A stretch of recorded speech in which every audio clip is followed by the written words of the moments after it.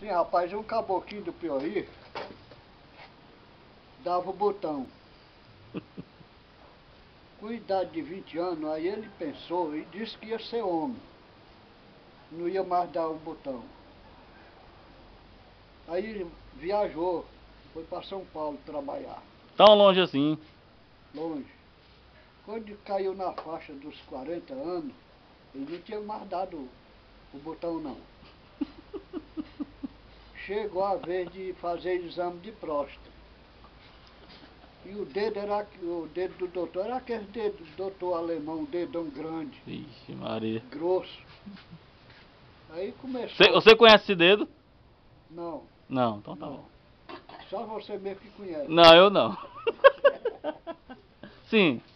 O doutor meteu o dedo no botão dele, aí ele começou grunhindo. Ai, ui, ui, ui, ui. Ai, ai, ai. O doutor se assombrou com aquilo. E disse: o que foi, moço? Tá doendo demais?